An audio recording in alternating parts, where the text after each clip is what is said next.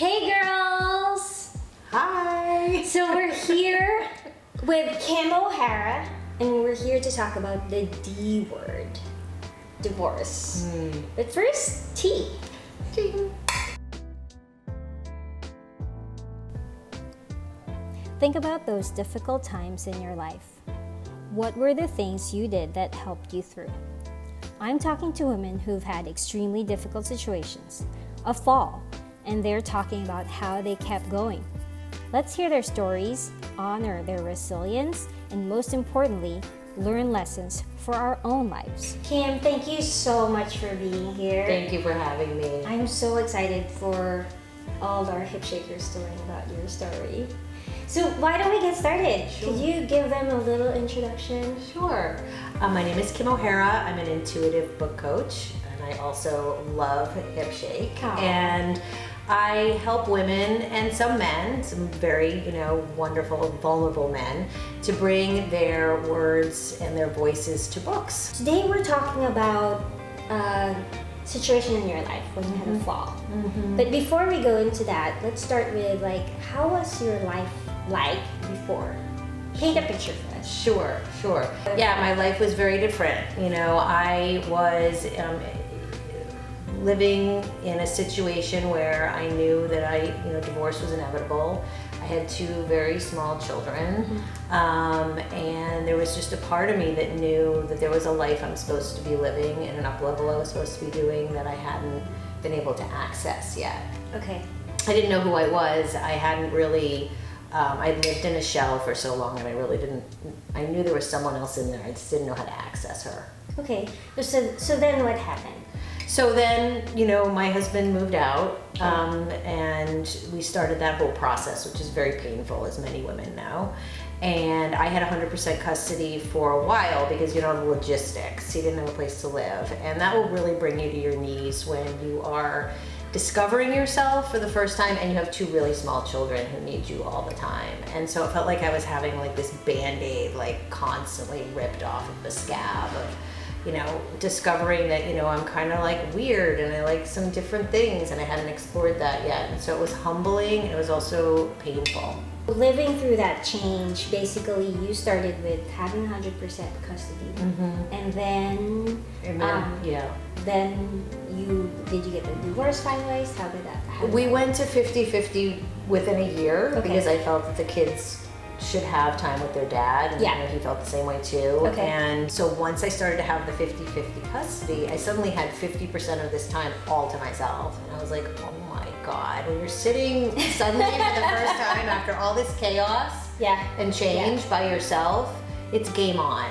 You really don't know what to do first. And so I explored a lot of different avenues of healing myself. And so was that what started the change for you? Yeah, it was when I was really there by myself in an apartment on a Sunday, no kids, no marriage anymore. What am I going to do with my career? What am I going to do with my life? That I really started to realize that that was really where I started to explore a new identity. So from getting to that 50-50 custody and then having this space, right, for your life that you didn't have before. How did you go from then, you had this divorce and of course probably feel very low with yourself and self-esteem and all that. But then you go from that to writing a book, which to me is oh my God. I don't know if I can do that. But I'm just curious how you went from that fall to writing your book. Right. There's a lot of shame in divorce, and there's especially a lot of shame in putting your children in a situation where they're not mothered 50% of the time. When they are, and ultimately now 7 years in, my children feel very close to me.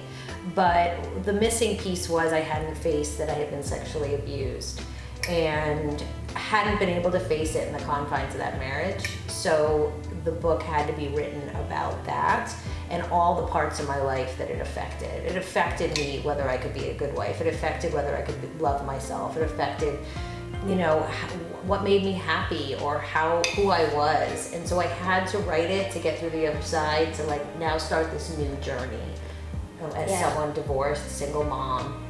Got it. Got it. And so you wrote the book, and so originally you wrote it for yourself, right? Okay. And I want to talk about the book. I'm just gonna grab it. So I love how you put a butterfly on it. It is so I did. amazing. I was like, hey, this is the perfect sticker for it. Anyway, so the book is called Kicking Abuse in the Ass. I mean, this is a very deep book. As someone who personally went through sexual abuse, I thought like it was hard in a way to get through because I had to look upon myself with your writing prompts and then telling your own story. But could you talk about how you decided to put it out there? Okay. Well, it's one thing to write a book and obviously heal, right? And I had designed it in a way that I was like, well, I'm writing about this now, and this has helped me get to the other side of this particular, subject that's been affected. But then I have to put it out there, and I had become a book coach. Right. So I was telling all these other women, you do it, girl. You write about your story and you publish it, and I don't want to hear about, I don't want to put it out there. And I wasn't. And so they actually put me to the task by their courage to finally publish the book. And I realized, how am I going to reach survivors that need help if I'm just sitting on this in my laptop? It wasn't gonna work. And so I really had to put the time and energy into finding a publisher because I needed to pay it forward. It was time to pay it forward. Like, the healing had happened. I mean, from sexual abuse, healing is continual. But it really had found the foundation of healing had happened with writing this book. Got it. And we are putting links on the description, so if you want to have or access Kim's book. On Amazon. Yeah, on Amazon. And did you get how was the response? It's been amazing. We did a couple book signings in Los Angeles, and people were really open. I did sort of like a Oprah style, kind of sat in front of the audience, and people were able to talk. And ironically, I don't even know if ironic is the word, but the people I didn't think would show up, men, actually came up to me and just told me, I've never told anyone before, but I was abused, at the book signings, and bought the book. And I was like, wow, I didn't even I didn't even think that I was writing for men. And there's some other chapters in there that are about physical, like body, issues that I've also had men comment to me about, that they've been through shame about in their sexuality, and that they were blown away by what I wrote. So that was really unexpected. Yeah. Yeah. You know what's interesting about that story is I find a parallelism with Hip Shake Fitness, because I think when you start something, you have a concept of like what it's gonna be, but it kind of becomes its own animal. Right. You know what I mean? Because, Right. like for Hip Shake, I was like, we have to access this one portal where you watch all the videos and all that stuff. But at the end of the day, what people keep coming back to is the community, the people they meet, the people they talk to, the people they dance with. So, and people connecting from like different countries. I see And that it's so on your like- Facebook page. Right, and it's just like, and that's not something I envisioned in the beginning, to be honest. So I think that's just great. It's really cool. Yeah. So I look forward to, hopefully it's an evergreen product. Right. So as my visibility continues, and whatever kind of celebrity I might have as a book coach, or doing more videos, people will find it. And it will evolve even more. It will evolve. Absolutely. And so the one thing that struck me about your story is that you told me dance has helped you in this whole process. And that's how we met. Yeah, That's exactly. how we met. Exactly. And I reached out to you. Exactly. I'm like, you dance. Dancing has saved my life, my whole life. I mean, anywhere I've lived, it's been about dancing. Whether it's dancing in my apartment by myself and making little videos on Instagram. And no one does that. It's so much fun. Or going to Paul Oakenfeld, who's a DJ. He's like a rave DJ, and doing that sober. Hey. Okay, and raving. That was amazing. Like that. I was like, I want to go to Ibiza, and now I want to do all this raving. And even just recently, I met someone who I've been dating. Ooh. Because he saw me dancing, and that was an attraction to him. And he was drumming, and that was an attraction to me. And so beat, literally, like, and I'm a drummer as well, and so like rhythm and beat and dance, literally, like, it was so primal. Yeah. If you think about it, Yeah. brought us together. So. Actually, I didn't know that about you, that you're a drummer. I'm a drummer. Because I'm a drummer too. You are? Yeah, this is why we This have is so like every time we talk, it's like There's another check, parallel. check. I know.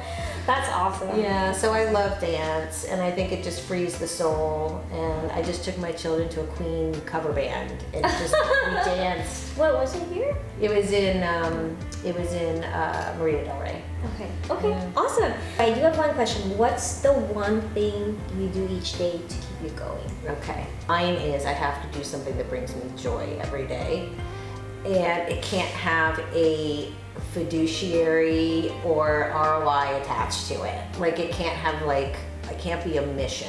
Mm-hmm. So if it's like getting fresh tomatoes at a community garden and making pasta sauce, and I'm just making pasta sauce because that brings me joy, right? Or I'm going to a yoga class that I love, or I'm browsing at a bookstore.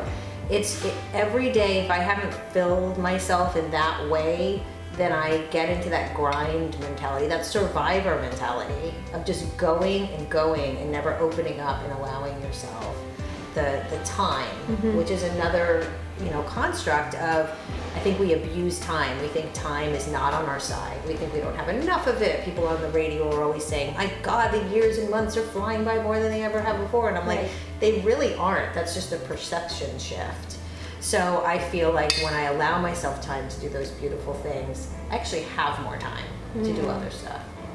That's such a good lesson. I think we forget, because it's like, oh, I have to do all this. The to-do This is my list. task list. Yeah. And actually incorporating that part, that happiness in your task list. I think it's a good. And feeling the essence of things. Like, I think just in this year specifically, I've been really tapping into, like, what does that feel like to actually go to that community garden and pick those vegetables? Or what does that feel like to take that walk somewhere and, like, feel the breeze and, like, notice the sounds? It's a shift. So divorce is very common, right? 50% of Americans who get married go through a divorce. I would love for you to share what your advice is to people going through similar situations. Sure. Yeah. Divorce is a very traumatic thing. There's a lot of, you're making a choice whether you leave or that other person leaves. Yeah. Trust that there's another path that's coming. Like, love is an evolution, right? If that love didn't work out, there'll be another love, and also finding yourself and making discoveries. I made such great discoveries through the process, and I had to grow up quite a bit and discover being I'm such an amazing mother now. I'm so conscious and I'm so aware, and even when I'm not with my children all the time, I am with them in mind, body, and spirit. I know where they are. I know they're safe. Yeah. And so I'd say the best advice is to just know that you are doing whatever is right on your path, no matter whether it feels shaming or sad, because the pain is real. Yeah. Someone said someone just said this to me, that feelings are like farts. What? They stink really bad, but they go away. That's the quote for this segment. On that note, I wanted to talk about, so you have this 12-week program I do. where people can write a book. Can you talk about that? Sure. It's called Dream to Publishable in 12 weeks. And it's for people that, have used the excuses of, I don't have enough time, I don't have enough structure, and it costs too much to write a book. We nip those in the bud with this 12-week program. And at the end of it, they have a book. Wow. Yeah. That's amazing. Yeah, I coach them through it. That's amazing. And anyone who wants to sign up, we're also going to post all the links so you can sign up for your program. They go through a webinar first. Yeah. That's a 2-hour webinar. Okay. And they get to know me and they kind of explore their story, because I don't want to bring anyone into a 12-week program that isn't on that first step, that believes they have a story. Got it. And then from there, they learn more about the Publishable program. Yeah.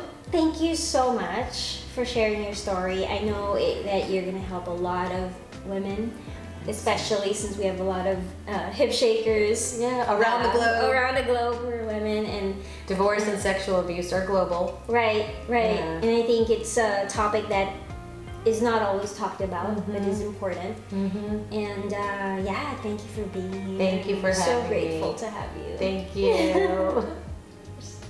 We have to hug. Yeah, we do. For more dance workouts, subscribe to our channel or watch the next video. But if you want to join our online dance studio, click here.